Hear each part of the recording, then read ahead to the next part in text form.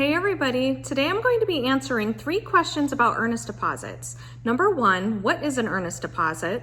Number 2, how much should an earnest deposit be? And number 3, how does a buyer get back their earnest deposit? Let's start with number 1. What is an earnest deposit? An earnest deposit is money that a buyer will put down once their offer is accepted on a house.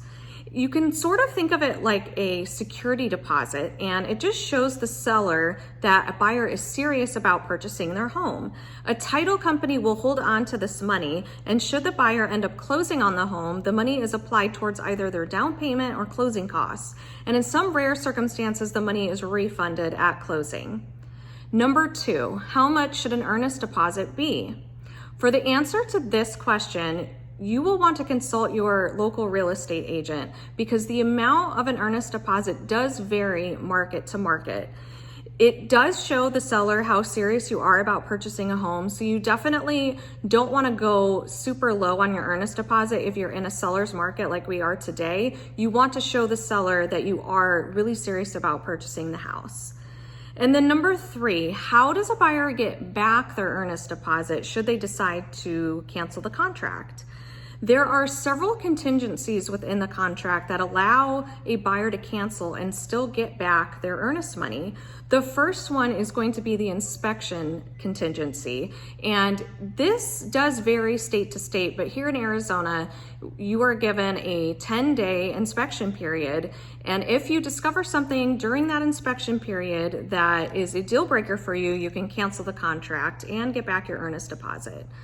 The second contingency is the appraisal contingency. If you are obtaining a loan, your lender will require an appraisal, and if you're paying in cash, you have the option to still add in the appraisal contingency to the contract.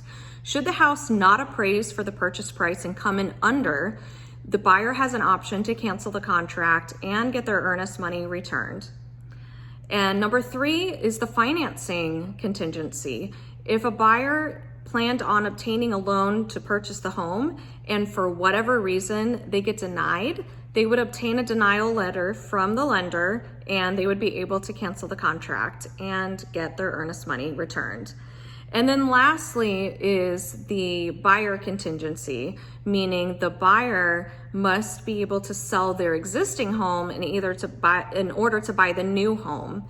So for whatever reason, if they can't sell their house or the buyer of their own house cancels the contract, then the buyer would be able to get out of their contract and get their earnest money returned. So there's 4 different contingencies that would allow them to get their earnest money back.